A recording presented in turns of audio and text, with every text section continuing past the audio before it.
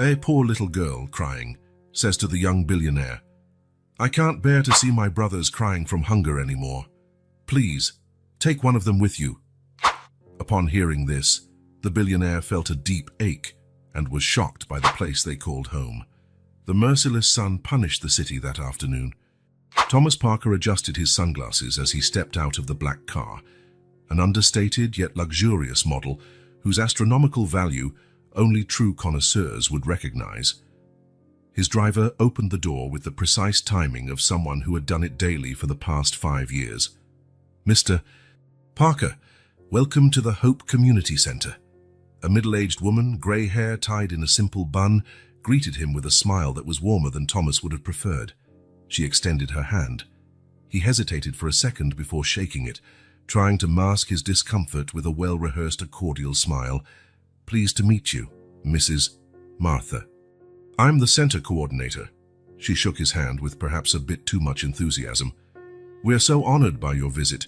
The kids are excited to meet the man who saved our project." Thomas nodded politely, discreetly checking his watch. He had only 1 hour to finish this visit, an obligation his advisors insisted was essential to humanize your public image before the launch of his new financial app. At 35, Thomas Parker was the portrait of modern American success. Raised in a middle-class family, he became a billionaire before turning 30 thanks to a tech startup that revolutionized the financial market. The Tech Midas, they called him. Everything he touched turned to gold, or more precisely, skyrocketing stocks. The only problem was that Thomas had long ago discovered gold could be cold. The community center, on the other hand, overflowed with human warmth, a quality that made him profoundly uncomfortable. Children ran through the halls, their laughter echoing off walls decorated with colorful drawings. Teenagers gathered in small groups, some curious about the important visitor, others deliberately uninterested. "Our library was completely renovated thanks to your donation," Martha explained, as they walked down a narrow hallway. "Before, we only had a few donated books. Now we have computers, study tables, everything we needed." Thomas smiled mechanically, surveying the space with a clinical eye. The library was modest but functional. The computers, though basic, were new. A considerable improvement, no doubt, just a drop in the ocean compared to his personal finances. The tour continued. The computer room, the newly equipped kitchen, the freshly painted sports court. At each stop, Martha explained how Thomas's substantial donation, though for him it cost less than he spent monthly on his watch collection, had transformed the place. "What motivated you to invest in a community center in this particular neighborhood, Mr. Parker?" Martha asked as they crossed the central courtyard. Thomas recited the prepared response from his public relations team. "I believe in the transformative power of education and access to technology. These young people are our future, and they deserve the same opportunities I had." The lie flowed as smoothly as something repeated countless times. The truth, which he would never admit, was much simpler. His advisors had identified this charity as offering the best return of image for the investment. "Humanize yourself," they said. "People want faces, not just logos." In the center's kitchen, Thomas noticed food baskets neatly arranged on shelves. "They're donations for the most needy families," Martha explained, following his gaze. "We distribute them every week. It's never enough, but it helps." Thomas nodded without really absorbing the information. His eyes had already strayed to his watch. Still 20 minutes left in this carefully orchestrated visit, and he already felt exhausted. "Would you like to take a quick walk around the neighborhood?" Martha suggested as they left the center, "so you can see the center's impact on the community." Thomas was about to decline, but something stopped him, perhaps an unexpected flicker of curiosity, or maybe just the desire to escape the artificial environment of the center. "Sure, why not? I have a few minutes before my next meeting." The contrast between the community center and its surroundings was stark. While the center had been freshly painted and renovated with donation money, the nearby streets remained neglected by the local government. Broken sidewalks, piles of trash in some corners, houses improvised with flimsy materials. Martha talked non-stop, explaining how the center tried to be an oasis amid hardship. Thomas listened half-heartedly, lost in his own thoughts, already mentally preparing for a meeting with Chinese investors, thinking about the numbers he needed to present, the strategies to implement. Then it happened. At the corner of a particularly narrow street, while the group walked slowly, a small figure emerged from the shadows between two buildings. It was a little girl, far too small, even by the standards of the other children he had seen at the center. Dark, disheveled hair framed a pale face with protruding cheekbones. She wore a t-shirt that might have been pink once, but had faded into an indeterminate hue, clearly too big for her frail body. But it was her eyes that captured Thomas. Dark, intense, and disturbingly grown up in that child's face. Eyes that had seen more than any child ever should. The girl approached, completely ignoring the two discreet security guards following Thomas at a distance. She stopped right in front of him, raising her gaze with disconcerting determination. "Are you the rich man who's helping the little school?" she asked, in a surprisingly clear and articulate voice. Thomas, caught off guard by her direct approach, only nodded. The girl kept her eyes on him, as if evaluating his response. Then, without warning, her eyes filled with tears. "I can't bear to see my brothers crying from hunger anymore. Please, take one of them with you." Her voice rose, choked by the sobs now streaming down her small face. Time seemed to freeze. The street noises faded. Even the air itself felt denser, heavier, as if those words had real substance. Thomas felt something inside him break. It wasn't subtle or metaphorical, it was physical, visceral, as though someone had hit a thin layer of ice beneath which he'd been walking for years without realizing it. What's your name?" he asked, hardly recognizing his own trembling, hushed voice. "Amelie," the girl replied, wiping her tears with the sleeve of her oversized t-shirt. "I'm 5. She added that detail as though she needed to establish her credibility. The security guards approached, uncertain how to proceed, but Thomas dismissed them with a discreet gesture. "Amelie, where are your brothers?" She pointed toward a narrow alleyway behind her. "There. They're hungry, but they were scared to come." Thomas looked at Martha, who seemed genuinely surprised and concerned. "Do you know this child?" he asked quietly. Martha frowned, observing Amelie more closely. "She comes to the center sometimes for meals. We thought she lived with some relative nearby. She never mentioned siblings." Thomas looked around and noticed a small grocery store across the street. He made a sudden decision. "Wait here a moment," he said, striding decisively across the street. In the simple store, he ignored the curious stares of the clerk, who took in his obviously expensive suit. He quickly bought what he could find: bread, milk, fruit, cookies, yogurt, juice, and some chocolate bars. He paid with a large bill, refusing the change with a gesture. He returned to where Amelie waited, 2 bags of groceries in his hands. "Can you show me where your brothers are now?" he asked, more gently this time. Amelie's eyes widened at the sight of the bags, but she only nodded, extending a small, dirty hand to him. Thomas took it without hesitation. "My schedule for the rest of the day is cancelled," he told his driver, who was waiting a few yards away. "I'll come back on my own later." He followed Amelie down the narrow alley, carrying the bags of food in one hand and holding the girl's little hand with the other. Martha trailed after them, while the security guards kept their distance, visibly uncomfortable with the unforeseen situation. The alley opened into a vacant lot, partially hidden between abandoned buildings. There, under the shadow of a scraggly tree, were 2 small boys, identical twins, clinging to each other as though that might protect them from the world. "Liam and Luke," Amelie introduced, approaching her brothers. "They're 3. They're twins." The boys looked at Thomas with wide eyes, the same dark eyes as Amelie's, but still holding something childlike that hers had already lost. They were visibly dirty and thin, dressed in shorts and t-shirts that looked like they hadn't been washed in weeks. "I brought a man who's going to help," Amelie told her brothers with surprising authority in her small voice. "He has food." Thomas crouched, placing the bags on the ground and opening them. He pulled out a box of cookies and a loaf of bread, offering them to the twins first. The boys looked at Amelie, as if asking permission, a reflex that broke Thomas's heart. When she nodded, they carefully inched forward and took what was offered. eating immediately with the desperate hunger of those who truly have nothing. "Slow down," Amelie cautioned with a motherly authority. "Chew well." Thomas took out more items: yogurt, a banana, a chocolate bar. Amelie only accepted food after her brothers had eaten enough, another gesture that spoke volumes about the role she had assumed in that makeshift little family. Where do you live, Amelie?" he asked, trying to keep his voice steady. The girl pointed beyond the vacant lot, where a cluster of improvised shacks extended, partially hidden by a graffiti-covered wall. "Over there, I can show you." Thomas nodded silently and picked up the grocery bags again. Amelie led her brothers by the hands with the efficiency of someone who did this every day. Martha followed, as shocked as he was.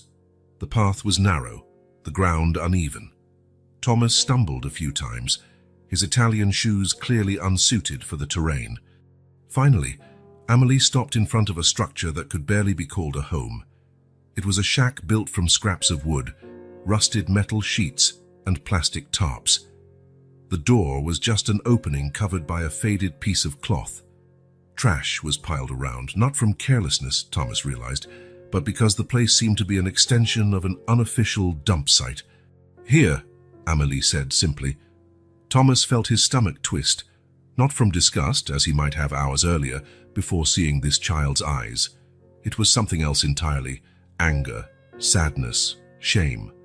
May I look inside?" he asked, fearing the answer. Amelie nodded, pulling aside the cloth that served as a door and guiding her brothers in. Thomas followed, ducking to pass through the opening. Martha remained outside, silent. The interior was small and dark, lit only by the sunlight filtering through gaps in the makeshift structure. But it was surprisingly organized: a thin mattress on the floor, covered by a worn but clean sheet. A cardboard box turned upside down served as a table. Some kitchen utensils, a pot, 2 spoons, a blunt knife, were neatly arranged in another box. Most striking was the wall beside the mattress. Someone, Amelie, Thomas assumed, had taped up magazine clippings, pictures of food, of nice houses, of smiling families. A tiny altar of hope amid despair. Thomas set the grocery bags on the box that served as a table. Amelie immediately began to organize the food, storing perishables in the coolest corner of the shack and stacking the rest carefully, like treasures. Her movements were precise, efficient, entirely incongruent with her age. Do you live here alone?" Thomas asked, though he already knew the answer. Amelie nodded, still organizing the groceries he had brought. "Mom went out to work," she said, her voice devoid of obvious emotion. "She left a long time ago. She never came back." Thomas swallowed hard. "How long, Amelie?" The girl shrugged. "Many moons. I used to count, but then I forgot." "And there's no one else? No relatives? No neighbor who helps take care of you?" Amelie shook her head. "Just me. I take care of the boys." Once again, her gaze met Thomas's with that unsettling intensity. "That's why I thought, if you took one of them, it would be easier. I could take better care of just one." She paused, looking at the twins, who were now eating chocolate on the mattress. "But you have to promise to give them food and not hit them." Thomas felt his legs weaken. He leaned against the flimsy wall, unsure if it would support his weight, but needing some form of support. A 5-year-old child offering to give up one of her siblings to a complete stranger because she couldn't feed both. A child taking on the role of mother and protector, making brutal survival calculations that no adult should ever have to make. He who traded millions daily without flinching, who had fired hundreds without a second thought, who lived in a world where the biggest concern was which private island to visit on vacation, had no words. In his silence, Amelie interpreted something else.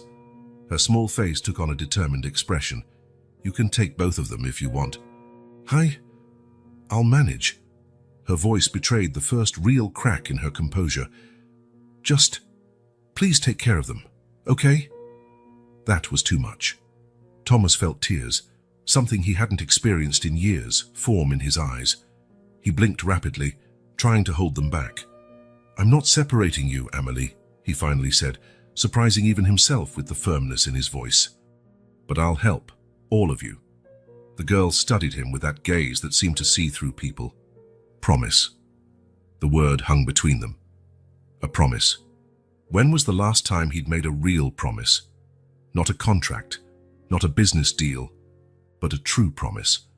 I promise, he said, and something in his voice must have convinced Amélie because she visibly relaxed.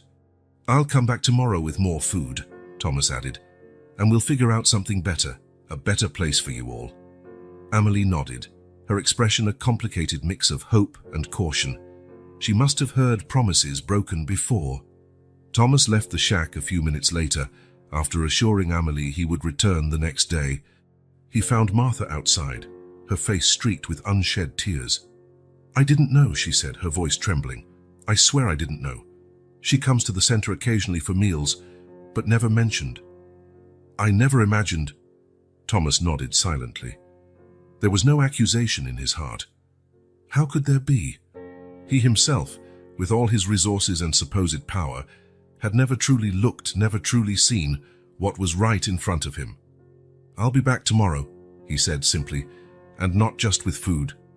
I'll find a way to really help them. As he walked back to the main street through the vacant lot and narrow alley, Thomas felt both strangely light and impossibly burdened at the same time. Something had changed, shifted. An uncomfortable truth, always at the edges of his awareness, now occupied center stage. What was the point of all his money, all his power, if children like Amélie and her brothers lived like this? Just a few miles from the skyscrapers where he traded millions daily. What did it say about the world he had built for himself, one they all collectively built, that a 5-year-old had to contemplate giving away a sibling so the other could eat? Thomas paused at the entrance of the alley, looking at the city stretched out before him. The gleaming high-rises in the distance, the expensive cars passing by, the people hurrying along, oblivious to the small human drama he had just witnessed. Oblivious as he had been until a few minutes ago.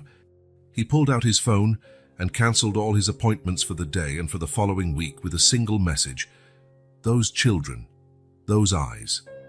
They had changed something fundamental inside him. He was no longer the same man who had left his luxurious penthouse that morning, planning only a quick charity visit to polish his image.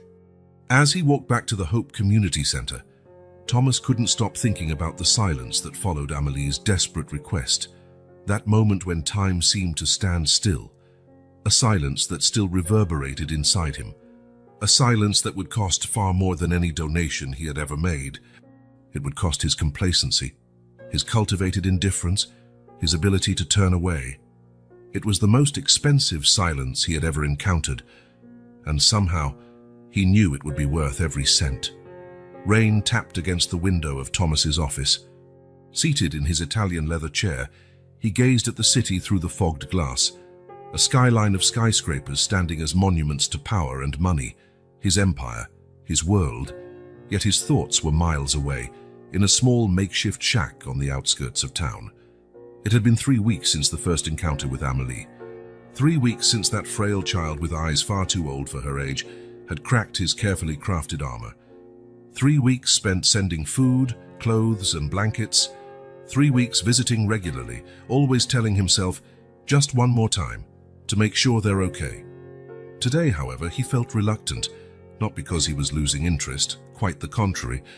It was the intensity of his involvement that unsettled him, how those children had infiltrated his thoughts, his routine, how deeply he genuinely cared. And that was dangerous. That was not part of the plan. The merger documents need your signature by the end of the day, Mr. Parker, his secretary reminded him, interrupting his thoughts as she walked into the office. From her expression, it wasn't the first time she'd tried to get his attention. Yes, of course, leave them on the desk. She placed the leather-bound folder on the imposing mahogany desk and discreetly left. Thomas glanced at the papers without really seeing them. It was the acquisition of a promising startup, the kind of business that, weeks ago, would have consumed his attention for days. Now, it felt trivial. His phone buzzed. A message from Martha, the community center coordinator who helped him keep track of the children. Amélie asked about you today. She seemed disappointed when I said I wasn't sure if you were coming. Thomas felt a pang in his chest. He had told himself he would gradually reduce his visits, that he would find a more permanent solution for the children, maybe a foster family, maybe a more robust social assistance program, anything that didn't involve him getting more and more personally involved. But the image of Amelie's expectant eyes haunted him. Sighing, he signed the merger documents without fully reading them, something unthinkable for the Thomas of a month ago, and grabbed his coat. "Cancel my afternoon appointments," he instructed his secretary as he passed by. Something important came up. The rain had subsided when he arrived in the neighborhood where the children lived. Even so, the ground was muddy, forcing him to tread carefully. His Italian shoes, already worse for wear from previous visits, sank into the sludge as he followed the now familiar path. Martha was waiting by the entrance of the Hope Community Center, umbrella in hand. "She's inside," Martha said, pointing to the center. "She brought her brothers today. They're taking a hot shower and getting clean clothes." Thomas nodded, grateful. One of his first actions had been arranging for the children to use the center's facilities whenever they wanted, something that wouldn't have been possible without Martha's cooperation. "How are they?" "Physically, better. The twins are gaining weight. The new clothes help with the cold." Martha paused. "But Amelie, she's still the same. Too grown up. She's always on guard." Thomas understood. That wasn't something a few weeks of regular food could fix. The wound of abandonment, the responsibility placed on such small shoulders, that would take much longer to heal, if it ever did fully. He found Amelie sitting at a table in the rec room, a notebook open in front of her. The twins were nowhere in sight, probably still in the shower, supervised by a volunteer.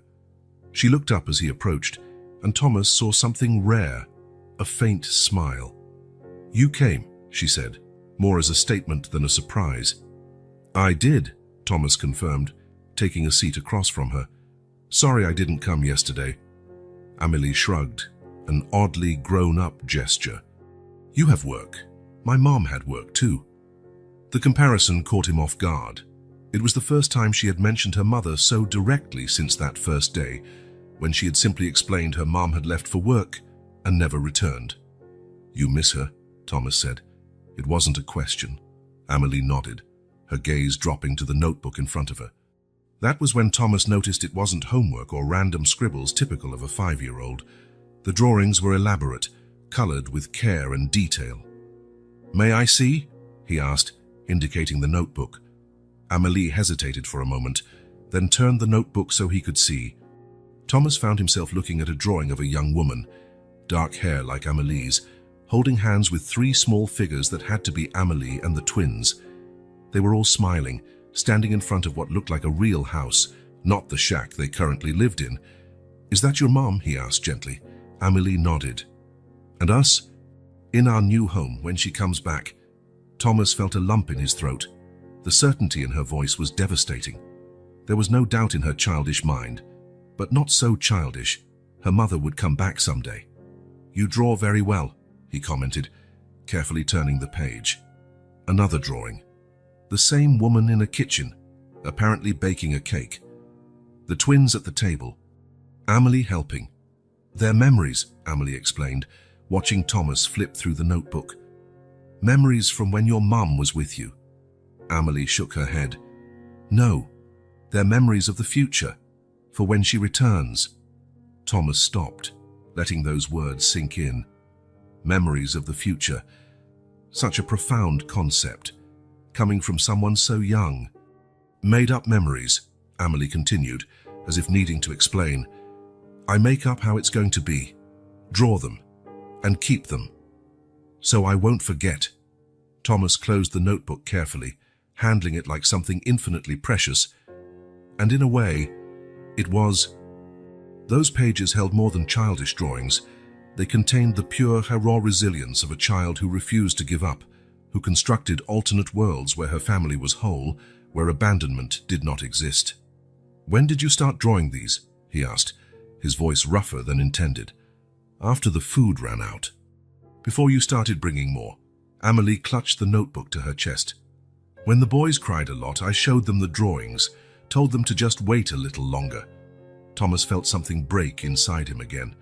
This wasn't the same shock as the first meeting, or the impotent rage of the early days. It was something deeper, more permanent. A tectonic shift inside him, altering the very ground of his soul.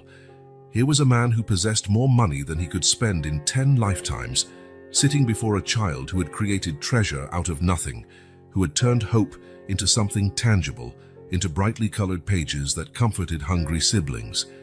"Amelie," he said, unable to hide the emotion in his voice, "you are incredible. Did you know that?" She stared at him, confused. Compliments were not part of her daily vocabulary. "Incredible because I take care of the boys?" she asked, as if it were the most natural thing in the world, not a responsibility no child should shoulder. "Partly, yes. But mostly because," Thomas gestured toward the notebook, searching for words, "because you don't give up, because you believe, because you create beauty when everything around you." He couldn't finish. How could he explain to a 5-year-old that she possessed a strength many adults, himself included, would never know? Amelie seemed to understand anyway. She gave that half smile again, so rare and precious, like a flower blooming in the cracks of concrete. "Want to see my favorite?" she asked, opening the notebook again. Thomas nodded, grateful for the change in tone. Amelie flipped through until she found the desired page. This drawing was different from the others. It showed her mother returning, a dark-haired figure walking toward the shack, arms open, the 3 children running to meet her, and a short distance away, but clearly part of the scene, there was another figure, a man in a suit. "That's you," Amelie explained, pointing. "On the day my mom comes back." Thomas looked at the drawing, feeling the world spin around him. There he was, included in Amelie's future memories, part of her rebuilt future, not a temporary visitor or a distant benefactor, but someone who would be there in the most important moment of their lives. He began, at a loss for words. He couldn't promise he would be there. He couldn't feed hopes that might never come true, but he also couldn't bring himself to dismantle that carefully constructed image. "Thank you for including me." Amelie closed the notebook, seemingly satisfied. "The boys must be done bathing by now," she announced. "I need to see if they're behaving." And with that, she returned to her role as the little caretaker, the older sister in charge. Thomas watched her leave the room, the notebook of future memories held tightly against her chest. A treasure indeed. He remained alone in the recreation room for a long time, staring at the spot where Amelie had been sitting, trying to process what he had just witnessed. Something had changed within him irreversibly. The cracks in his routine, in his priorities, in his worldview were no longer mere fissures, they were chasms. "She showed you the drawings," Martha said, returning to the room with a tray of tea. It wasn't a question. Thomas nodded, accepting the cup she offered. "Have you seen them?" "Some. She draws here sometimes when she brings the boys. The art teacher gave her that notebook, those pencils." Martha sat down, her expression serious. "Thomas, you realize what's happening, don't you?" He sipped the tea, buying time. "What do you mean?" "Those children are getting attached to you, especially Amelie. You're becoming consistent, reliable." Martha chose her words carefully. "That's wonderful, but it's also a huge responsibility." Thomas knew that. It was precisely what terrified him, what had made him hesitate about coming today. It wasn't just about providing food or clothes. He was becoming someone these children depended on, someone who featured in their future, someone who was part of their invented memories. "I don't know how to do this," he admitted finally. "I don't know how to be what they need." "Nobody does in the beginning," Martha replied gently. "Do you think I knew how to run this center when I started? Do parents know how to raise kids when they have them? We learn by doing, by failing, by trying again." Thomas looked out the window. The rain had completely stopped, leaving the sky with that peculiar clarity that comes after a storm. Outside, in the courtyard, Amelie was playing with the twins, watching as they ran in circles, trying to catch one another. They wore clean clothes, their hair still damp from the bath, looking cranes for a brief moment, like normal kids. "What do you think I should do?" he asked, still watching them. Martha followed his gaze. The question is, what do you want to do? Thomas thought about it. What did he want? Weeks ago, he would have said he wanted only to give brief help, ease his conscience, maybe find an institutional solution, and return to his life. Now he wasn't sure. The image of Amelie's drawing remained vivid in his mind. Himself, part of the future of those children, part of the reconstruction they so desperately longed for. "I want to do whatever is best for them," he finally said. Martha smiled, and as though she'd been expecting that answer exactly. "Then start by listening. Listening to Amelie, the twins, what they say and what they don't say, what they draw, what they dream about." She gestured toward the courtyard. "Amelie trusted you today, showing you that notebook." "It's a start." Thomas nodded slowly, listening. It sounded simple, almost trivial, but he realized now it was something he rarely did, truly did. In his world of business and power, listening was often just a formality before imposing his own will. With Amelie, it would have to be different. He'd have to learn to listen, not to respond, but to understand. Not to solve, but to be present. "I'll try," he promised, more to himself than to Martha. When he left the community center that afternoon, Thomas carried with him more than the memory of Amelie's drawings. He carried resolve. The cracks in his routine, which once bothered him, now seemed like opportunities, spaces where something new could grow, if he let it. Back at his office, the documents waited. Emails piled up, calls went unanswered. His former life carried on, relentless in its demands, but inside him, something had changed irreversibly. His priorities had rearranged themselves. The certainties that had once seemed so solid now felt distant and unclear. And somewhere inside that man who once measured everything's value in numbers and charts, a sacred space had formed, a space where he carefully held the image of a little girl drawing impossible futures, a space where, perhaps, he himself could learn to draw new futures too. He didn't know what he would do next. For the first time in years, he had no plan. But he knew that whatever path he chose, he had to honor the trust Amelie had placed in him. He had to be worthy of appearing in her future memories. And that, somehow, felt like the most important thing he had ever done in his entire life. For 3 days straight, the rain fell relentlessly. Thomas watched from his office window as heavy drops streamed down the glass, distorting the view of the city below. His mind, however, was miles away, on that little shack where 3 children struggled to survive. Amelie, Liam, and Luke. 3 names that, inexplicably, had become essential to his life in recent weeks. 3 children who had accomplished what no partner, lover, or friend ever had. They had breached the carefully constructed barriers around his heart. On his desk lay a folder containing everything he had managed to find out about Laura Mendez, the missing mother. It wasn't much.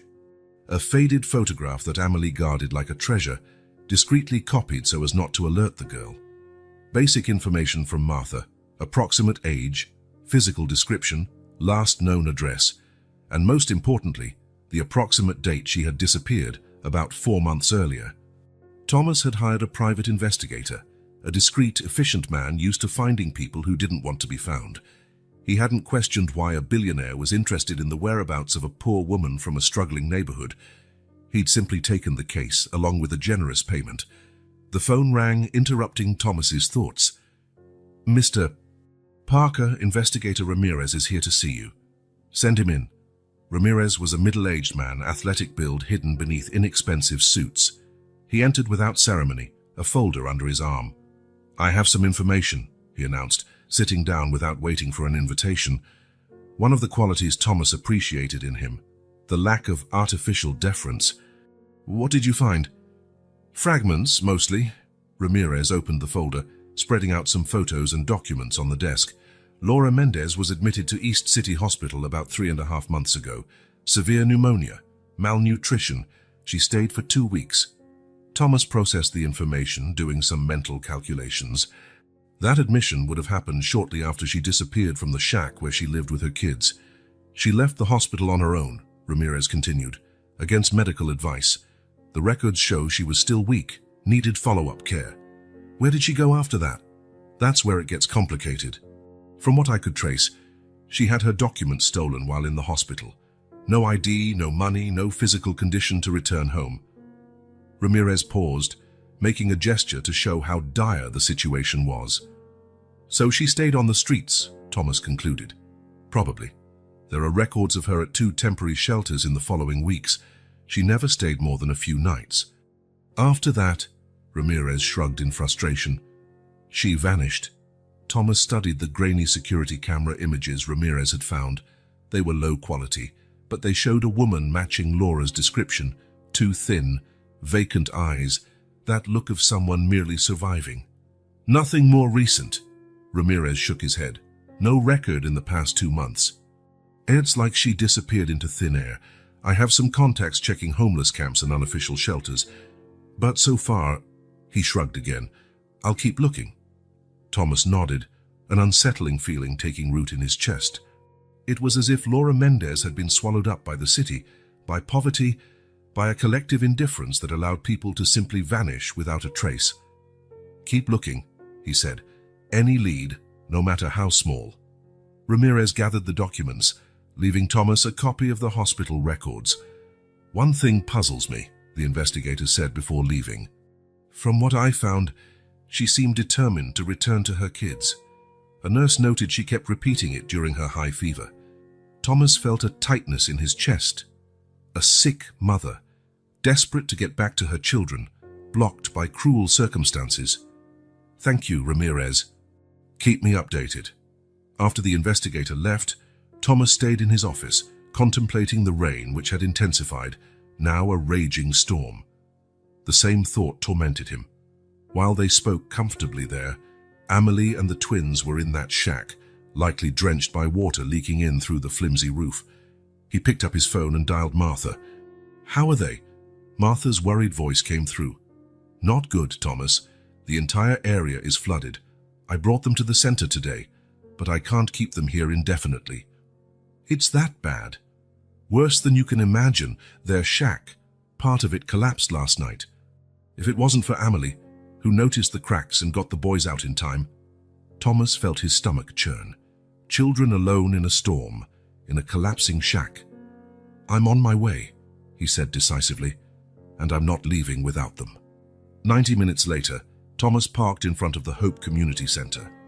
Rain still poured mercilessly, turning the unpaved streets into rivers of mud.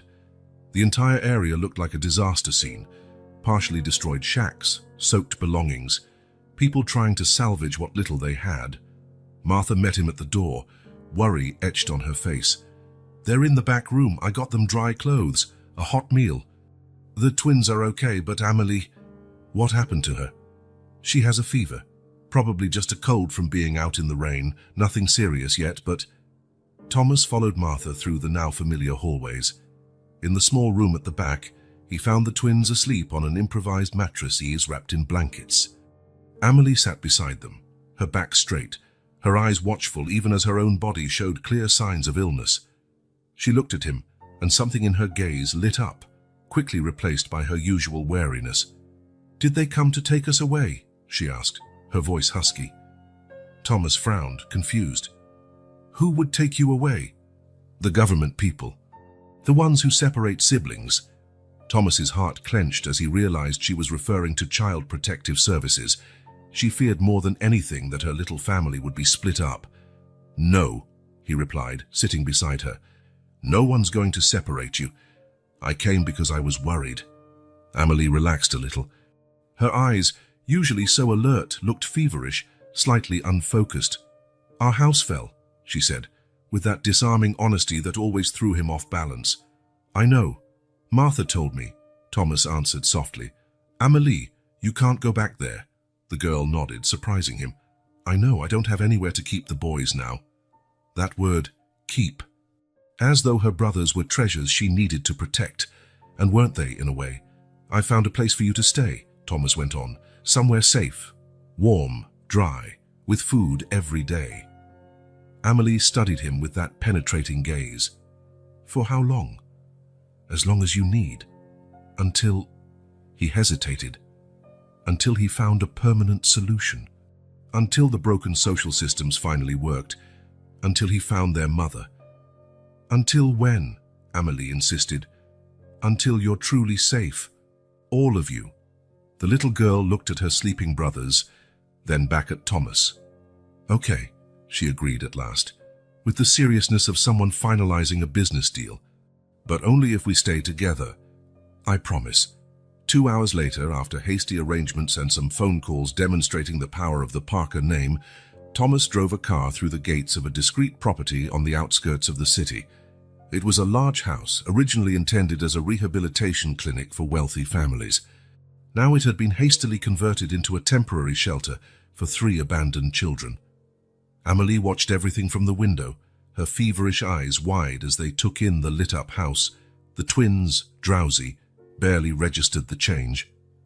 "Here?" she asked, her voice laced with disbelief. "Here," Thomas confirmed. At least for now. Employees were already waiting. A nurse to check the children's health, especially Amelie's lingering fever, a cook who had prepared a simple but nourishing meal, a child psychologist specializing in trauma, carefully selected by Thomas among the best professionals in the city. Amelie watched everything suspiciously. She allowed the nurse to examine her only after the twins were seen first. She accepted food only after making sure her brothers had enough. When bedtime came, she insisted on sharing a room with them, despite the abundance of space. Thomas observed her, recognizing in her protective gestures a distant echo of his own childhood. Not the poverty. His parents had left him financially secure when they died in an accident, but the feeling of being uprooted from a safe world and thrust into another, harsh and unpredictable. In the following days, Thomas split his time between his office and the shelter, establishing a new routine that baffled his partners and employees. The ruthless billionaire, renowned for his obsessive dedication to work, now vanished for hours without explanation. The truth, which he never voiced, was that he felt more at peace there, at the house on the outskirts of town, watching Amelie and the twins gradually adjust to comfort and security. Amelie's fever subsided. The twins were visibly gaining weight, and even the girl's constant vigilance seemed to relax, if only slightly. One particularly calm afternoon, almost a week after they moved to the shelter, Thomas found Amelie sitting in the garden, her future memories notebook on her lap. He approached quietly, not wanting to disturb her concentration. "I made a new one," she said without looking up from her drawing. "Can I see?" Thomas asked, sitting beside her on the bench. Amelie turned the notebook toward him. The drawing depicted the new house where they were staying, front and center, clearly identifiable, despite the childlike lines, were Amelie and the twins. Next to them, a female figure, presumably their mother, whom they still awaited. A short distance away, but undeniably present, was Thomas. "All of us," Amelie explained, pointing at the figures. "All of you," Thomas agreed, feeling a lump in his throat. "Have you discovered where my mum is?" Amelie asked, catching him off guard with her direct question. Thomas hesitated. He didn't want to lie to her, ever, but he also didn't want to destroy her hope. "Not exactly," he answered. "I found out a few things. She was sick, in the hospital." Amelie's eyes grew big. "A hospital, like yours?" "Not as expensive as the ones I use," Thomas said gently. "A public hospital. Did she get better?" Thomas thought about the hospital records Ramirez had found, the early discharge, against medical advice. "She got a bit better, yes, but she wasn't fully recovered when she left." Amelie processed this, considering its importance. "Then she didn't abandon us," she concluded finally, her small voice steady. "She got sick. She couldn't come back." Thomas nodded, again admiring the capacity of this child to cut to the heart of the matter. "That's what it looks like." "Yes, everything points to her wanting to return to you." Amelie closed the notebook, hugging it against her chest. "I knew it," she said simply. That evening, after dinner, Thomas prepared to leave. He had important meetings the next morning, documents that needed his attention, an empire that continued to function despite his newfound concern for 3 abandoned kids. "Are you coming back tomorrow?" Amelie asked, watching him grab his coat. "I'll try," Thomas answered honestly, "but I might only manage the day after. I have some important meetings." She nodded, accepting that explanation without showing disappointment. She was used to not demanding anything, used to having no guarantees. "The boys will go to sleep soon," she announced, glancing at the twins, who were quietly playing in a corner of the room. "I already gave them their medicine." Thomas smiled at her ever-watchful care of her brothers, even now that capable adults were around to do it. "The nurse can handle that, Amélie. You don't have to worry about everything anymore." She shrugged, an adult-like gesture once again. "They like it when I do it." Thomas knelt to meet her gaze. "You're safe here," he said, feeling the need to reaffirm it. "All of you. You can rest now." She studied him with those eyes that always saw more than they should. "Thanks," she said simply. Then, surprising him, she stepped forward and hugged him briefly.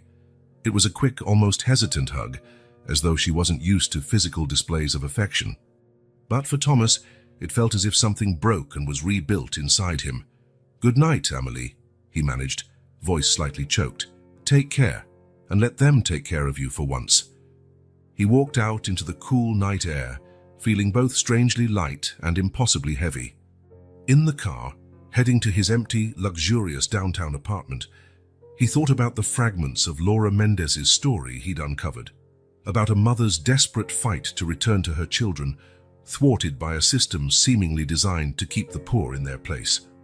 He also thought about his own childhood, his parents lost too soon, the distant uncle who became his legal guardian but never a true caregiver, the boarding schools where he learned to build walls around his emotions, the fortune he had inherited and multiplied, as though money could fill the void of abandonment.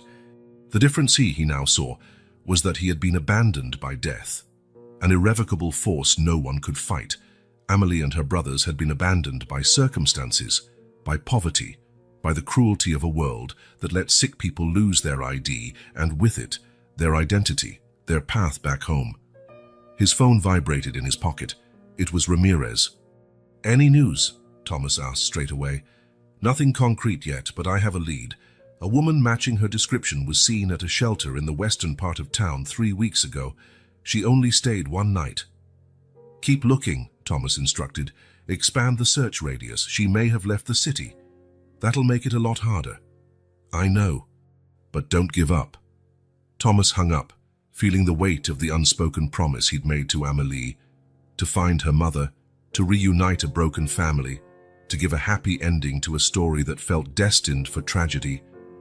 It wouldn't be easy. It might be impossible, but he realized with crystal clarity that he could no longer simply turn his back and return to his old life. He was invested now, in a way he had never been before. As his car glided through the bright downtown streets, so different from the dark, flooded alleys where he first met Amélie, Thomas made himself a promise. He would not rest until he found Laura Mendez, until he completed the puzzle of that shattered family, until he brought to life the future memories Amélie drew with such faith. It was an ambitious promise, perhaps impossible to keep. But in recent weeks, he had discovered that some things were worth risking failure. And this, undoubtedly, was one of them. After weeks of ceaseless rain, the sun finally came out. Its rays streamed through the windows of the shelter, painting golden patterns on the polished wooden floors. Thomas arrived early that morning, carrying a few bags of clothes for the children, not brand new but of good quality, donated by a children's store owner who owed him a favor. Martha greeted him in the front hallway, her smile less tense than in previous days. "Amélie's been up since dawn," she said. "She woke up with the first rays of sun. The twins were still asleep when I checked on them a few minutes ago." Thomas set the bags on a side table. "How is she?" "Different today," Martha replied, a slight crease in her brow. "More excited. I can't quite put my finger on it. Maybe it's just the sun after so long." Thomas made his way down the familiar corridor to the small living area where Amélie usually spent her mornings. He found her standing in front of a full-length mirror, tying her dark hair with a brightly colored ribbon. She spotted him in the reflection and turned.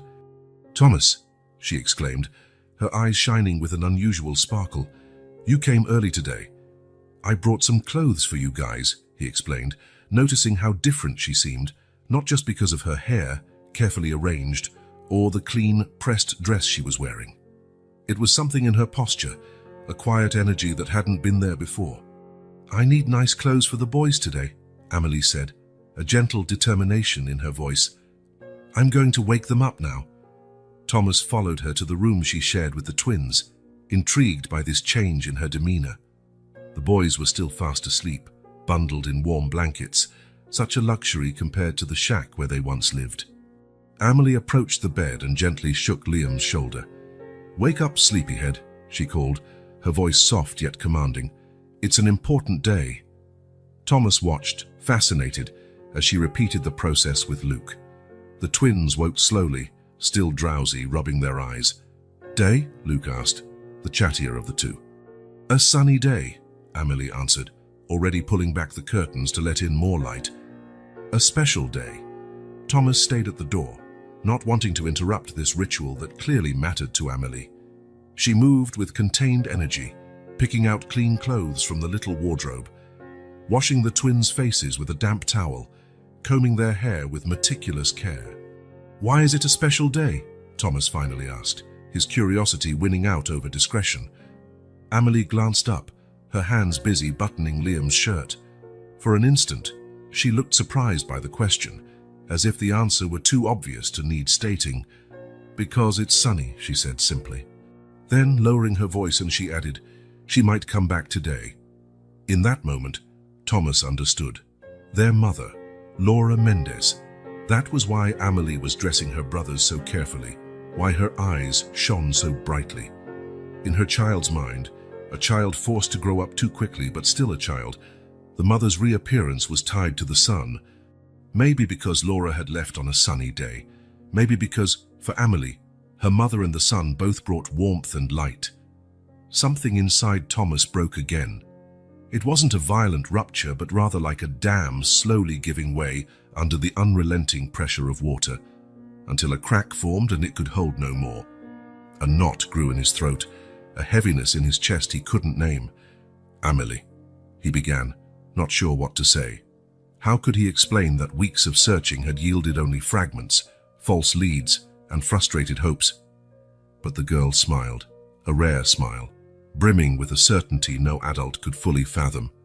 "Did you bring nice clothes?" she asked, deftly changing the subject while double-checking Luke's buttons. "The boys need to look good when she comes." Thomas merely nodded, swallowing the cautionary words he'd almost said. "They're in the other room. Let's have breakfast first, and then you can pick out whatever you want for them." The morning proceeded with a dreamlike quality. Amelie, usually so serious and reserved, seemed to float around the house, tidying, arranging, preparing. After breakfast, she threw herself into selecting the nicest items from the clothes Thomas had brought. She chose carefully, like a little stylist, matching colors and checking sizes. "This for Liam," she decided, holding up a light blue shirt. "It goes with his eyes." Thomas observed her, awed by her determination to maintain hope against all odds. How much easier would it have been simply to give up, to accept her mother's absence as permanent? Yet Amelie refused. For her mother's return was not a question of if, but when.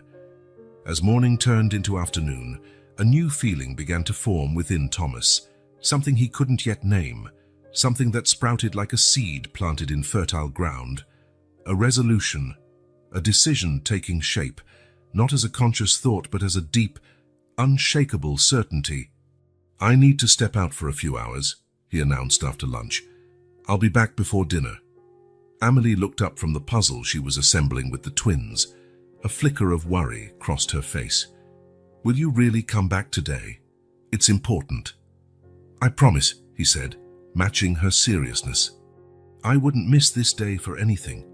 In his car, driving through the city streets, Thomas made a call. "Ramirez, I need that last lead you mentioned, the shelter in the western area. I want the exact address." "I thought we'd ruled that out," the investigator replied, sounding surprised. "The woman only stayed one night and didn't fully match the description." "It's all we've got," Thomas insisted, "and today, I have a feeling we should check again." There was something in his voice that brooked no argument. Ramirez gave him the address without further objections. The shelter was in a run-down neighborhood, a mix of abandoned buildings and small businesses secured behind heavy metal grates. Thomas parked his car, purposely choosing a discreet model, and walked to the entrance.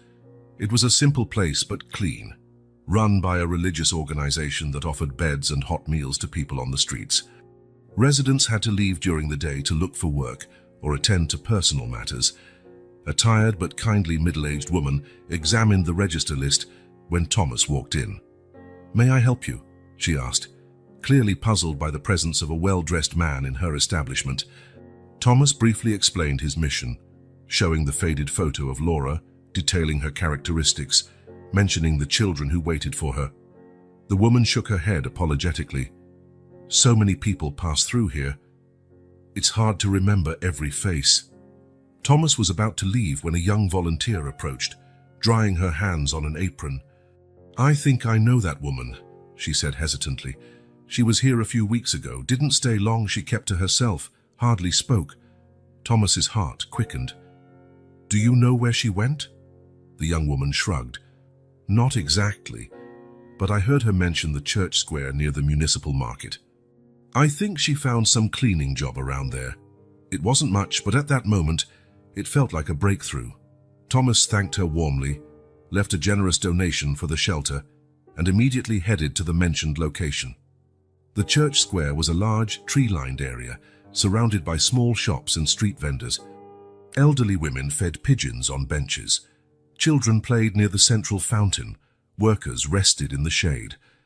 Thomas circled the perimeter, studying each face, mentally comparing them to the faded photo in his pocket. He walked past the market, where vendors shouted out fruit and vegetable prices. Nothing. He was about to give up when he saw her. Not in the square, but in a side alley, stepping out from behind a small diner. She carried a bucket and a broom, her face tired, thinner than in the photo, her hair tied in a messy bun. But it was undoubtedly her, the same eyes as Amelie, the same determined expression despite her evident exhaustion. Thomas approached slowly, not wanting to startle her. "Laura Mendez." She stopped, shoulders instantly tensing. Her eyes studied him with suspicion. "Who are you?" "My name is Thomas Parker. I know your children." The effect was immediate. The bucket slipped from her hands, spilling dirty water. Her face went pale, eyes wide with a mix of hope and fear. "Amelie? The boys? Are they?" "They're okay," Thomas said quickly. "They're safe. In a good place." Laura staggered as though her legs could no longer support her. Thomas caught her elbow, guiding her to a small bench. How did you find them?" she asked, her voice shaking. Thomas gave a brief account, meeting Amelie on the street, her desperate request, the visit to the shack, the collapse during the storm, moving them to a shelter. Laura listened in silence, tears rolling down her cheeks without her seeming to notice. "I tried to come back," she said at last, voice trembling. "I got sick, lost my documents in the hospital. When I finally got out, I had no bus fare, couldn't remember the exact route. Each day I tried a different direction." Thomas believed her. He saw the desperation in her eyes, her calloused hands, her painfully thin frame. The story of a nearly impossible fight against a system designed to keep people trapped. "Amelie never lost hope," he said gently. She believes you'll return." "My girl," Laura whispered, tears now streaming freely. "My little warrior." Thomas extended his hand in a simple gesture of offering. "Would you like to see them?" he asked. "They're waiting." Laura looked up as though she couldn't believe what she'd heard. "Right now, but She glanced at her worn clothes, her dirty hands, her overall condition. Thomas understood immediately. "So there's a place where you can clean up, change.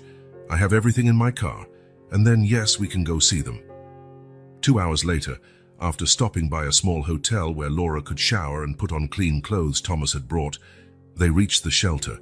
The sun was beginning to set, painting the sky in gold and pink hues. "They don't know I found you," Thomas explained as they parked. "Amelie, she had a feeling today would be the day." Laura took a deep breath, trying to steady her trembling hands. "I'm scared," she confessed. "What if they hate me for leaving? What if they don't recognize me?" Thomas shook his head. Amelie never let the twins forget you. She draws your face, tells them stories about you, keeps you alive in their memories every single day. They entered through the side door. Thomas could hear the children's voices in the living room, Amelie reading something to the twins. "Wait here for a second," he said to Laura, who nodded, too overwhelmed to speak. Thomas stepped into the living room. The kids were on a large rug, with Amelie in the middle, a picture book open on her lap. The twins wore the clothes she'd so carefully picked that morning. Amelie looked up when she saw him, a spark of expectation in her eyes. "You came back," she noted. "I promised I would," Thomas replied, feeling the enormity of what was about to happen. "And I brought someone with me." He gestured toward the door. Laura walked in slowly, stopping on the threshold as though she didn't dare take another step. She was clean, her hair brushed, wearing simple but decent clothes. Still, she looked fragile, unsure, fearful of rejection. Time seemed to stand still. Amelie froze, the book forgotten on her lap. The twins, puzzled, glanced from their sister to the newcomer, sensing something important was happening. "Mommy!" Amelie's voice was barely a whisper, as if speaking louder might cause the apparition to vanish. Laura took a hesitant step forward, then another, her legs trembling. "Amelie, my love." What followed was a blur of motion. Amelie leaped up and ran, not with the caution of a child who'd had to grow up too soon, but with the pure abandon of her true 5 years. She threw herself into her mother's arms, who lifted her in a desperate embrace. The twins, initially confused, were drawn in by their sister's emotion and approached timidly. They were too young to have clear memories of their mother, but something instinctive recognized her. "Liam, Luke." Laura extended an arm toward them, still holding Amelie tightly. "My boys." Thomas watched from a distance, unwilling to intrude on this sacred moment of reunion. He saw Laura kneel on the floor, hugging all 3 children at once, tears streaming down her face. He saw the twins, initially timid, surrender to their mother's embrace. And he saw Amelie, his little warrior, finally allow herself to be just a child. In the days that followed, Laura settled in at the shelter with her children. There were no grand emotional displays or extravagant promises about the future, only presents. Presents at bedtime, at meals, in the everyday moments previously filled only by Amelie doing her best to manage everything alone. Thomas visited daily, witnessing the slow rebuilding of that family. He saw Laura relearning how to be a mother, gradually regaining her lost confidence. He saw the twins adapting to her presence, instinctively recognizing the primary source of comfort they'd been missing, and he saw Amelie gradually releasing her adult responsibilities, reclaiming pieces of the childhood that had been stolen from her. It wasn't a magical transformation. Laura bore scars from her ordeal, the illness, the desperation, the relentless struggle to return home. Sometimes, Thomas found her sitting alone in the garden, gazing at nothing, shoulders slumped under the invisible weight of guilt. In those moments, he simply sat beside her, offering silent companionship. One afternoon, almost 2 weeks after the reunion, Thomas found her like that, watching the sunset from a garden bench. "I don't deserve this," Laura said suddenly, still gazing at the horizon. "This second chance, this place, you." Thomas pondered her words. "It's not about deserving," he replied. "No one really deserves what they get in life, whether good or bad." Laura turned to look at him. "Then why? Why did you do all this for us?" Thomas thought about Amelie, dressing her brothers on a sunny morning, sure her mother would return. He thought of the future memories, the unbreakable faith, the resilience that defied logic. "Because your daughter never gave up," he said simply. "She taught me that I shouldn't either." Laura absorbed his words in silence. After a moment, she said, "I'm afraid I'm not strong enough, that I'll fail them again." "You're here," Thomas replied. "That's the first step, the most important one." In that moment, he understood that simply being there, facing her fears, limitations as an overwhelming guilt, was already a profound act of courage. Not the dramatic courage of action movies, but the quiet courage of someone who stands up again after falling, of someone who tries once more despite past failures, of someone who chooses to remain even when running away would be easier. The sun dipped below the horizon, painting the sky with the same golden hues of that special day when Amélie had, with her inexplicable wisdom, predicted her mother's return. The shadows in the garden lengthened, but for the first time in a long while, they did not bring fear. Thomas looked at the lit house, where Amélie and the twins were probably having dinner, under Martha's attentive eye. Through the kitchen window, he could see their little silhouettes moving, alive, safe. Beside him, Laura breathed in the fresh evening air, present, imperfect, real, and he knew with absolute certainty that the sunny day had kept its promise. The crescent moon cast a gentle glow through the half-drawn curtains. The shelter was quiet at that late hour. Only the ticking of the wall clock and the occasional creak of the old house broke the silence. Thomas had stayed for a late dinner, something he did often these days, arriving after work ended just to check on everyone. That night, after the meal, the adults retreated to the small living room while the twins slept in the room next door. Laura was knitting, a hobby she'd recently discovered that helped calm her anxiety. Thomas flipped through a magazine without interest, drawn more to the tranquility of this domestic moment than to its actual content. Amélie, who had special permission to stay up a bit later, was quietly drawing on the floor between them. Then, without warning, she asked the question that had been lingering for weeks. "Are you going away again?" The question, directed at Laura, shattered the silence like breaking glass. Laura's hands stopped moving, a knitting needle suspended in mid-air. Thomas looked up from the magazine, attuned to the sudden tension. Amélie didn't lift her gaze from her drawing, as if the question were casual, like asking about the weather or tomorrow's dinner. But all the adults in the room felt the weight of those words. Laura set her knitting in her lap, taking a deep breath. She glanced at Thomas, her eyes silently asking for what? Permission? Courage? He nodded slightly, encouraging her. "Amélie," Laura began softly, "can we talk? The three of us." Amélie finally looked up from her drawing, meeting her mother's gaze with that penetrating look that seemed to peer into souls. She nodded once, then climbed onto the armchair beside Laura, leaving her drawing behind on the rug. "You want to know if I'm going away again," Laura said, not as a question. "That's fair. It's fair for you to be afraid." Amélie didn't answer, just watched her mother intently. "I think it's time to tell the truth," Laura continued. "All of it. Why I left that day. Why I didn't come back sooner." Thomas rose, thinking this was a private conversation between mother and daughter, but Laura raised a hand, stopping him. "Stay, please. You need to hear this too." He settled back down, aware of the privilege and the responsibility of witnessing that moment. Laura adjusted her position in the chair, her hands clasped in her lap, knuckles white from the pressure. "Do you remember that day I left for work? You helped me count out the bus fare." Amélie nodded. "You said you were cleaning a big house and would earn enough for a week's worth of food." "Yes," Laura swallowed hard. At that point, it had been 3 days since the boys had eaten anything but rice. The power was cut off. Rent was overdue. Thomas listened, noting how Laura didn't minimize or sugarcoat the facts. There was no self-pity, just a stark account of brutal realities.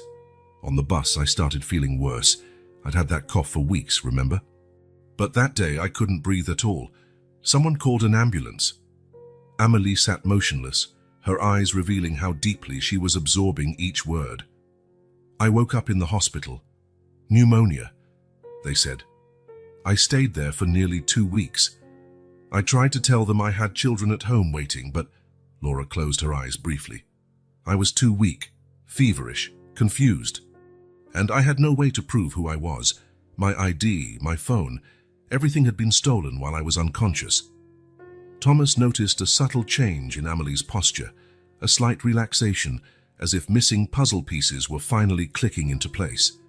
"When I finally got discharged, I was without money, without ID, in a part of the city I didn't know," Laura went on. "I tried walking back, but it was too far. I asked for help, tried explaining my situation, but..." She shrugged, a gesture that said everything about how the world treats poor, desperate people without documents. "And then?" Amelie prompted when the silence stretched on. Laura took a deep breath. This, Thomas realized, was the hardest part, the confession she dreaded. Then I made a decision, a terrible decision.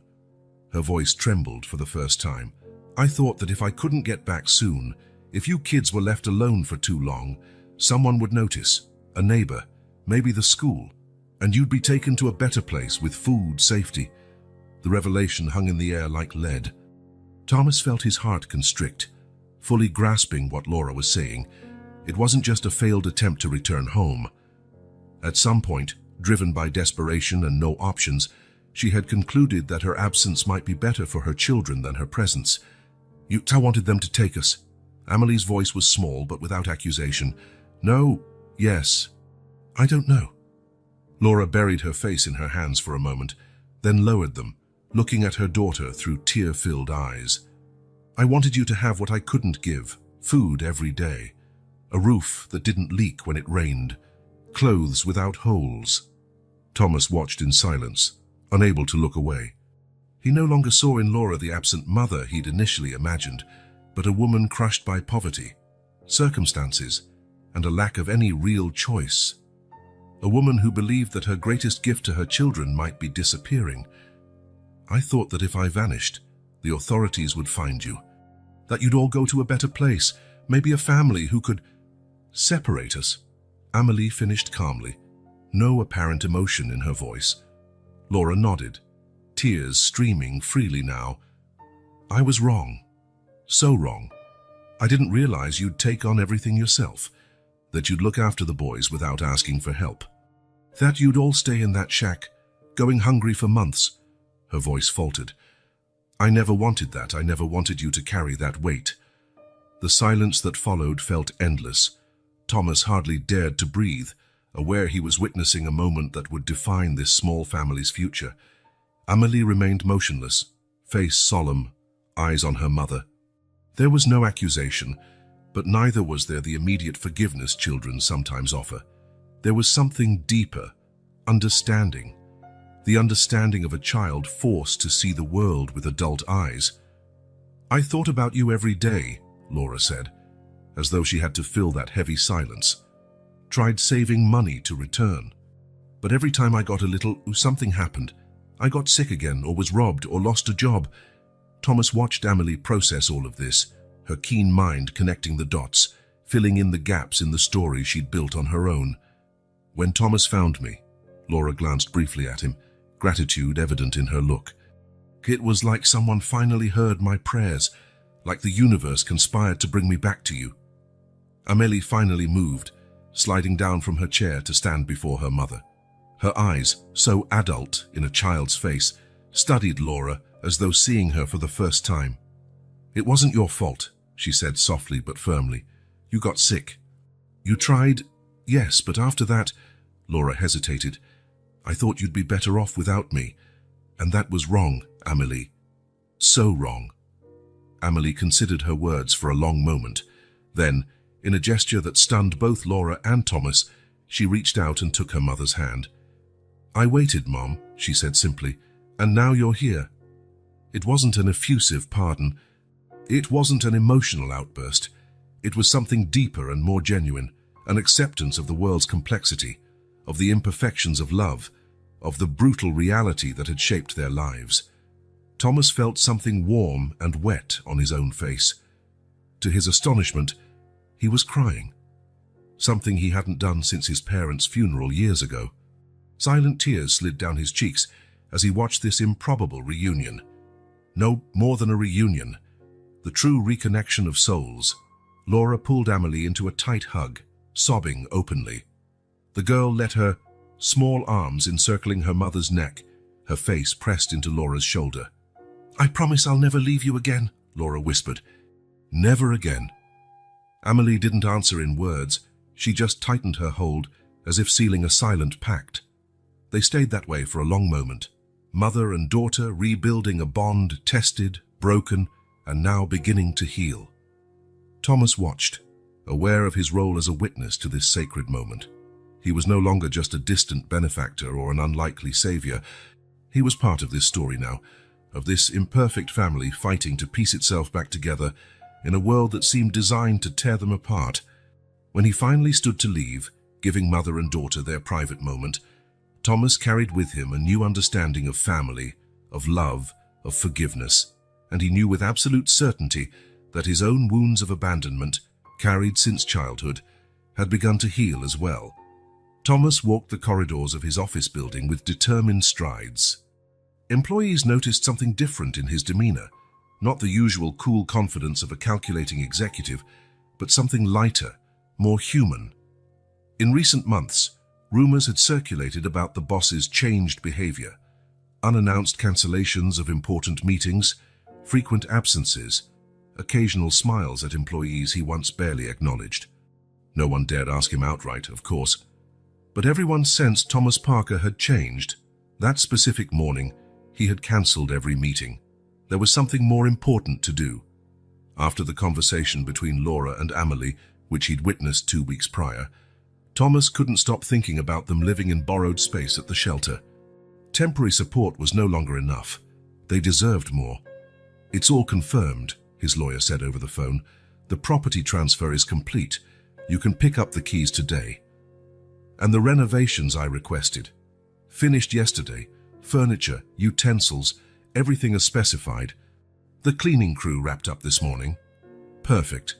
Thomas hung up, feeling an unusual mix of nerves and satisfaction.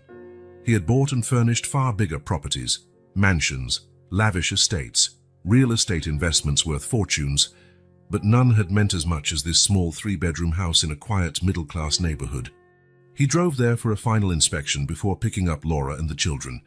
The street was lined with trees, neither too close nor too far from downtown. The house had a simple but well-kept exterior, a small front yard and a more spacious backyard, enough room for 3 children to run around. Inside, it was exactly as he'd requested, comfortable without being ostentatious. Bedrooms with new beds and soft linens, clean bathrooms with fluffy towels, a cozy living room with a sofa and chairs, a dining table where a family could share meals, and a functional kitchen fully equipped with the basics. No unnecessary luxuries, nothing that screamed charity or would make Laura and the kids feel out of place. It was simply a house, a home ready to be lived in. Thomas walked through the rooms one last time, adjusting small details. He straightened a picture on the wall, checked that the pantry and fridge had some basic groceries to last a few days, and made sure the toys he'd bought for the twins were neatly arranged in their shared bedroom. In Amelie's room, he placed a full set of art supplies on the desk. High-quality colored pencils, special drawing pads, paints, brushes. Next to it was a small bookshelf stocked with carefully chosen books for her age. In Laura's room, simplicity reigned. Soft cotton sheets, a discreet bedside lamp, a small dresser. On top of it, in a simple frame, Thomas had placed a restored copy of the faded photo Amelie cherished, Laura holding a baby Amelie. A quiet reminder that the past, despite its hardships, still contained seeds of joy. Satisfied with everything, he took the keys and drove to the shelter. The day was sunny, the sky a clear blue, one of those days that seemed made for fresh starts. Laura stood on the porch when he arrived, watching the twins play on the small lawn under Amelie's watchful eye. She seemed more at peace. Her cheeks had color again, her body had regained healthy curves, and her expression showed cautious hope. "Morning," Thomas greeted her as he climbed the steps. "Nice day, isn't it?"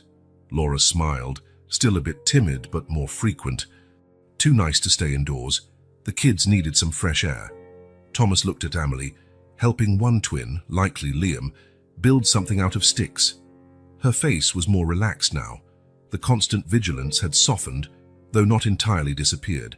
Some scars, he knew, were hard to erase. "I have a surprise for you," he said to Laura. "Actually, it's more of a decision I've made." Laura gave him a curious look.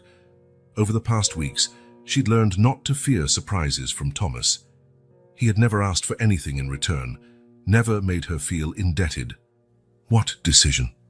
Thomas pulled a small envelope from his pocket and handed it to her. "Open it." Laura did so, revealing a set of keys and a folded paper. She opened the paper, a property deed in her name. "What's this?" she asked. confused. "A new beginning," Thomas answered simply. "A house for you and the kids." Laura stared at the deed, then at the keys, then at Thomas, unable to form words. Tears welled up in her eyes. We can't accept this," she finally managed, voice trembling. "It's too much. It's not too much," Thomas said gently. "It's what's needed. You can't stay in the shelter forever. The kids need stability, a place truly their own. And you," he paused, choosing his words, "you deserve a place to rebuild your life, to start over." Laura gazed at the keys in her hand like they were something precious and terrifying at the same time. "I can show it to you today," Thomas went on. "If you'd like. Everything's ready for you to move in." "Today?" Laura sounded stunned. "Whenever you're ready," Thomas corrected. "No rush." At that moment, Amelie noticed the conversation on the porch and approached Aya, curiosity evident. "What's going on?" she asked, studying her mother's tearful face. Laura tried to answer, but no words came. Thomas crouched down to Amelie's level. "I found a house for you," he explained. "A home that's just yours. Not a shelter. Not a borrowed space. A real house." Amelie's eyes went wide, the weight of that revelation sinking in. "Our own house, just ours." "Only yours," Thomas confirmed. "With bedrooms for everyone. A yard to play in. A kitchen where your mum can bake that cake she mentioned she knows how to make." Amelie looked at her mother, then at Thomas, then at the twins, who had come closer, drawn by the excitement. "Can we see it?" she asked, voice small but determined. 2 hours later, Thomas's car stopped in front of the house. Seen from the outside, it looked even more welcoming under the afternoon light. The windows reflecting the sun, the small porch inviting. "Here?" Laura asked, disbelief clear in her tone. "Here," Thomas confirmed. Amelie was the first to hop out, followed closely by the twins. They paused at the low gate, eyes wide as they took in the sight. "Let's go," Thomas encouraged, opening the gate. "It's waiting for you." Laura hesitated only a moment before following the kids down the short path leading to the front door. Her hands trembled slightly as she slid the key into the lock. The door opened into a simple, welcoming entryway. The unmistakable scent of a freshly cleaned home mingled with the aroma of freshly brewed coffee.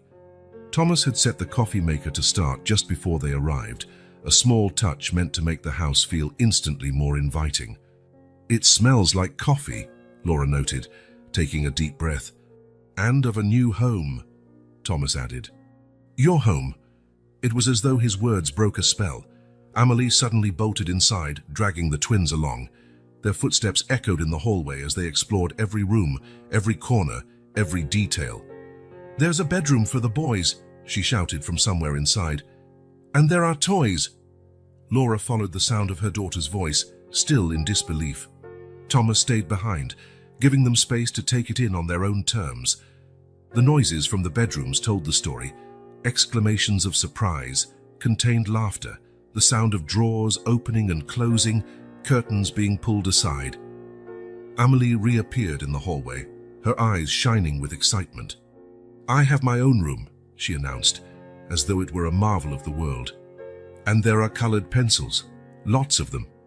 Before Thomas could respond, she ran off again to explore more, the twins trailing behind her like excited shadows. Laura came back to the entryway, tears streaming down her cheeks in silent gratitude. "Why?" she asked simply. Thomas considered the question. Why indeed? Why invest so much time, money, and emotional energy in this particular family, among countless others in similar situations? Why let them into his life so deeply? "Because you deserve more than a shelter," he replied at last. "You deserve a home." Laura absorbed his words quietly.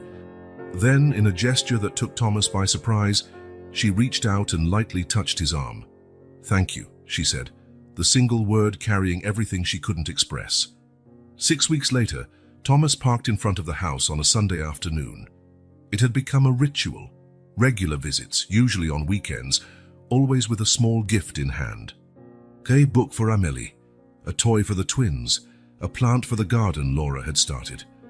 The house had changed noticeably in those weeks, not in any grand structural way, but in the little touches that make a space a home. Amelie's drawings framed on the walls, toys neatly stored in colorful boxes, flowers in repurposed vases, the aroma of home-cooked meals. Thomas knocked softly before using the key Laura insisted he keep. For emergencies, she had said, though both knew it also symbolized that he was welcome any time. The smell of fresh coffee greeted him as he stepped inside. "Thomas!" the twins cried in unison, running to hug his legs. Over the past weeks, they had begun to open up, their personalities shining through. Liam was the bolder one, the first to try new games. Luke was the observer, who loved to sit on Thomas's lap and listen to stories. "Did you bring cake?" Liam asked, getting straight to the point. Thomas chuckled, pulling a small bakery box from his coat pocket. "Maybe." The boys cheered and dashed back to the living room to announce the good news. Thomas followed, finding Amelie and Laura at the table, surrounded by paper and colored pencils. "We're drawing the house," Amelie explained, holding up her sketch for Thomas to see. It was a detailed portrait of their home, the windows, the yard with bright flowers, and 4 figures holding hands out front: Laura, Amelie, and the twins. Off to the side, but definitely part of the scene, there was a 5th figure. "Is that me?" Thomas asked, pointing. Amelie nodded. "You don't live here, but you're still part of it," she said, with her trademark simple logic that never ceased to amaze him. Laura smiled, rising to get cups for the coffee. Thomas noticed her apron, a mundane detail that somehow symbolized the normalcy now infusing their home. "How was your first week at the new job?" he asked Laura, sitting down as she poured coffee. Her smile widened. "Good. Better than I expected. The bakery owner is patient, and he liked the bread I made during the test.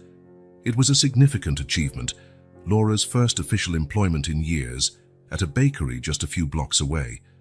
A small step by the world's standards, but a giant leap for a woman who, months ago, had lived on the streets without ID or hope.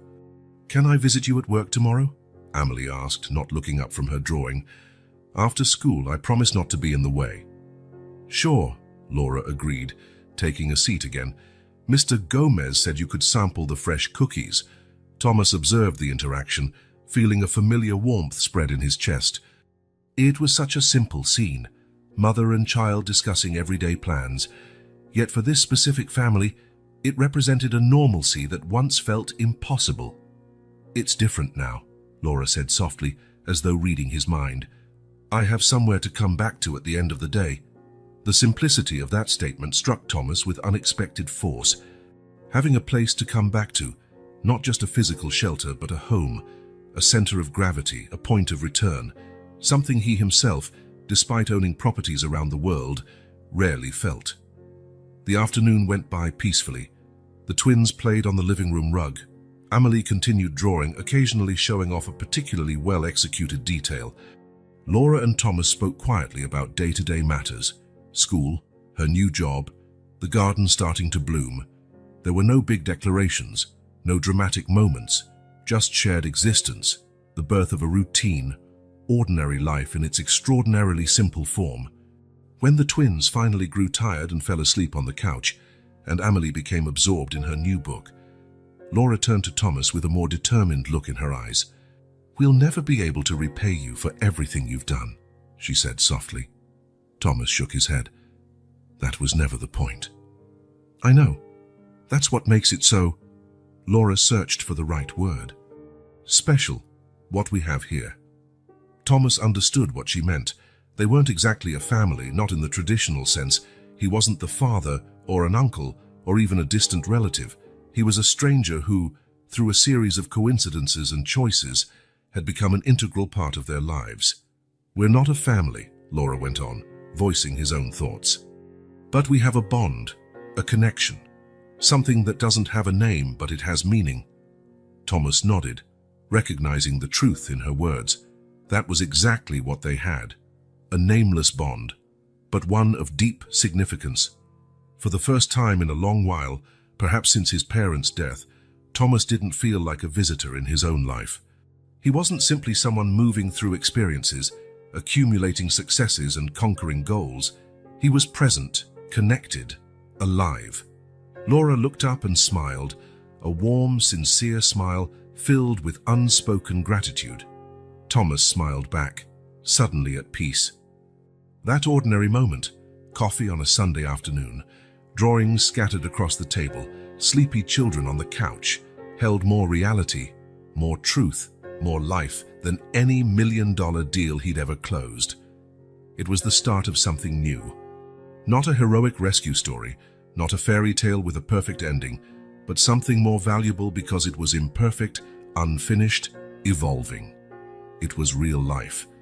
And for Thomas, for Laura, for Amélie, and the twins, after so much time in the shadows, that was more than enough. It was everything. The seasons changed softly like turning pages of a book. Winter gave way to spring, now in full bloom, covering the small backyard with colors that once existed only in Amélie's drawings. 3 months had passed since they moved in. 3 months of laying down roots, of establishing routines, of building a normal life day by day, brick by brick, moment by moment. The neighborhood school, initially so intimidating for Amélie, had become familiar ground, not without its challenges, of course. In her first weeks, she remained aloof, quietly observing other students with that cautious vigilance that had become her trademark. She has trouble connecting with the other kids, the teacher explained during a meeting with Laura, which Thomas discreetly attended. It's like they speak different languages. Indeed, they did. Amélie had grown up in a world where survival was the only language that mattered. Casual games, trivial conversations, playful competitions, none of that was in her vocabulary. But slowly, bit by bit, the doors began to open. First came Julia, a quiet girl like her who reached out during art class, drawn by Amélie's intricate drawings. Then came Michael, a boy who had recently lost his father and perhaps recognized a companion in grief. Finally, Louisa, outgoing and talkative, who adopted Amélie as a friend and included her in all activities with unrelenting persistence. "I have friends now," Amélie announced one afternoon, casually, as though remarking on the weather. But the sparkle in her eyes revealed how monumental that achievement was. For the twins, adapting was more natural. At 4 years old, their resilience worked wonders. At first, they panicked when separated from Laura or Amélie, a lingering effect of having been abandoned. But as days turned into weeks of safety, routine, and small but constant assurances, they opened up to the world. The local preschool became their domain. Liam, always the bolder one, led expeditions around the playground. Luke, the observer, won the teachers' hearts with surprisingly insightful comments for someone so small. "They don't have nightmares anymore," Laura told Thomas during one of his regular visits. Not since the second month here. Laura's own progress might have been the most impressive of all. The bakery job, initially just a way to pay the bills, revealed an unexpected calling. Her hands, once burdened by the weight of survival, had a natural flair for the delicate processes of dough, ingredients, and the art of transforming the simple into the extraordinary. "Ms. Laura," her supervisor said one morning, "I have a proposal for you." It was a professional baking course, partially sponsored by the bakery, an investment in the talent her boss had noticed from the start. "I'm not sure I can do it," Laura confided to Thomas that night after the children were in bed. "The course is on Saturdays." "Who would watch the kids?" "I will," Thomas offered without hesitation. Laura looked up, surprised not by the offer itself, but by how naturally he made it. "Are you sure?" "They're kids, Thomas. Noisy, messy, unpredictable." He smiled. "I've run multinational corporations for years. I think I can handle a few hours with 3 children." Laura laughed, a sound that was becoming more common, more genuine with each passing day. "Don't underestimate them, especially Liam. He might be little, but he's strategic." And so, another door opened. On Saturdays, while Laura delved into the world of pastries and confections, Thomas ventured into the equally intricate realm of children's weekend activities. He took the 3 to the park, the community library, and on small neighborhood outings. At first, he felt awkward, painfully aware of his every movement and word, clueless about the unspoken rules of childhood. But the children proved patient teachers. Amelie, especially, with her observant nature, noticed when he was floundering and would discreetly step in. "That's not how you push a swing, Thomas," she explained one morning at the park, demonstrating the right technique to push the twins. "You need to be gentler.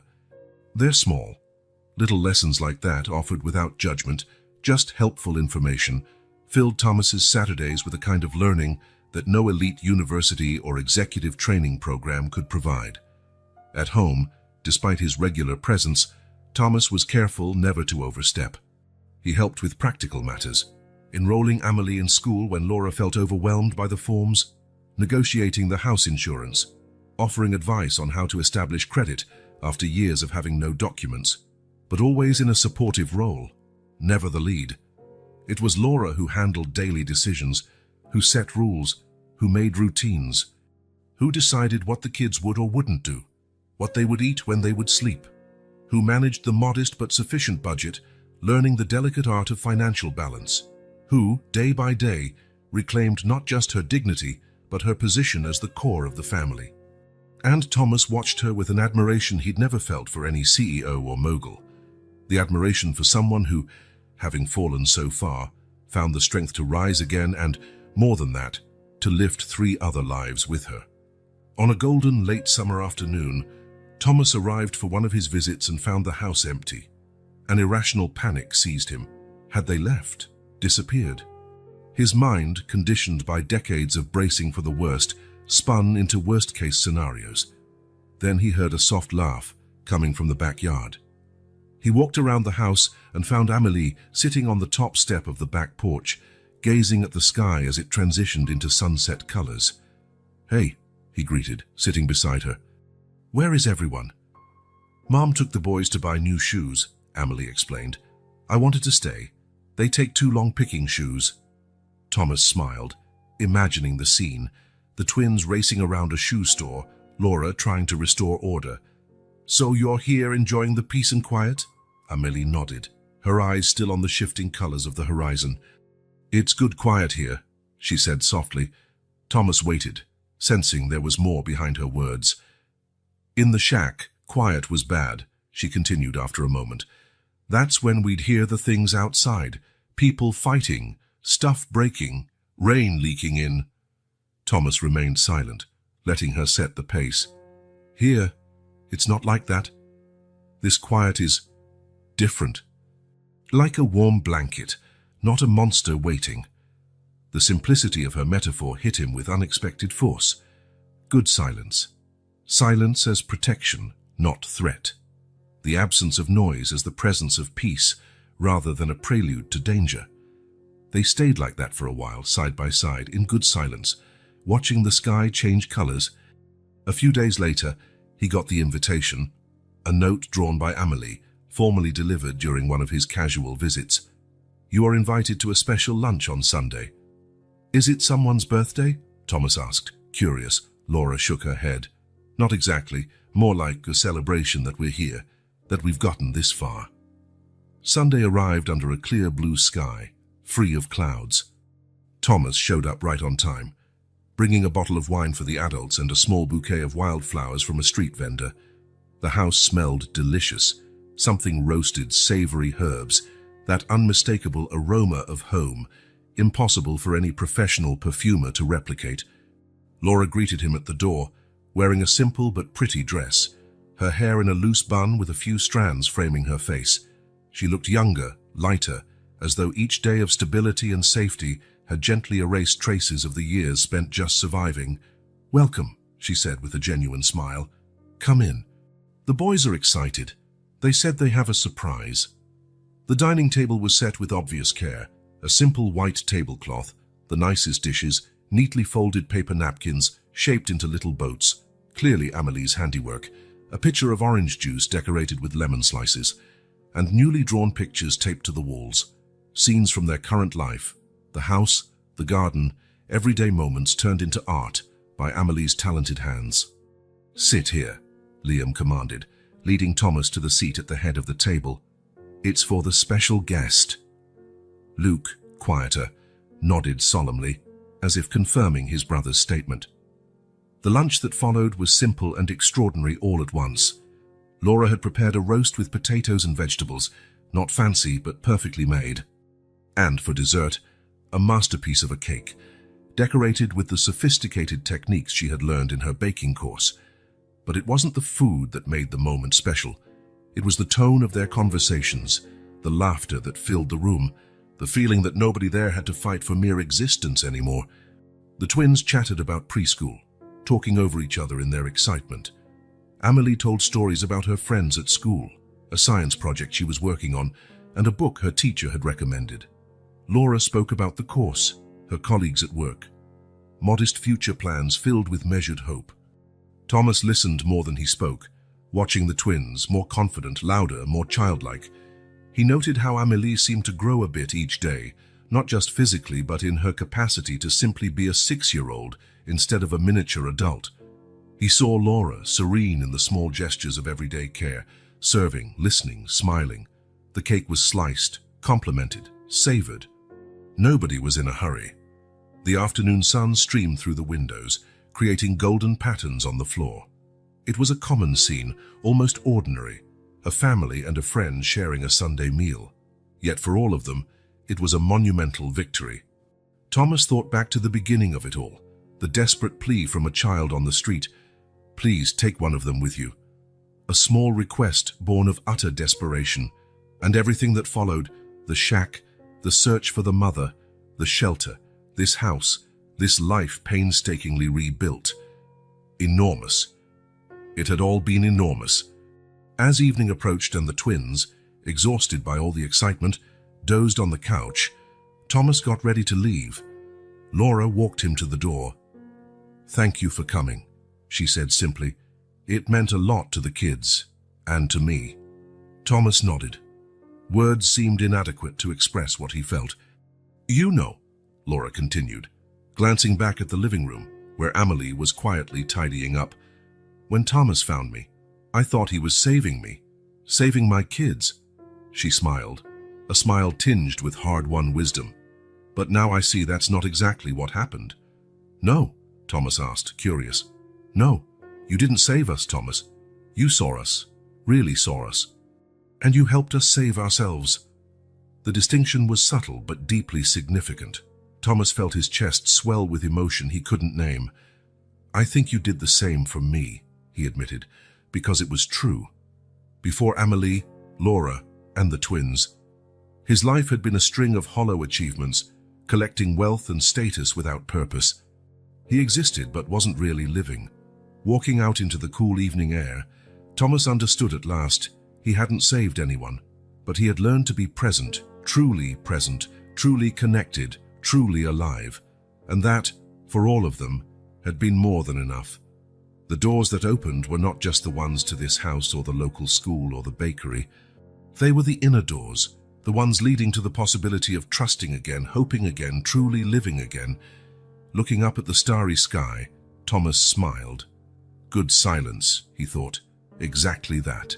If this story touched your heart, subscribe to the channel and turn on notifications so you don't miss the next ones. Leave a like because it helps this story get recommended to more people. See you in the next story.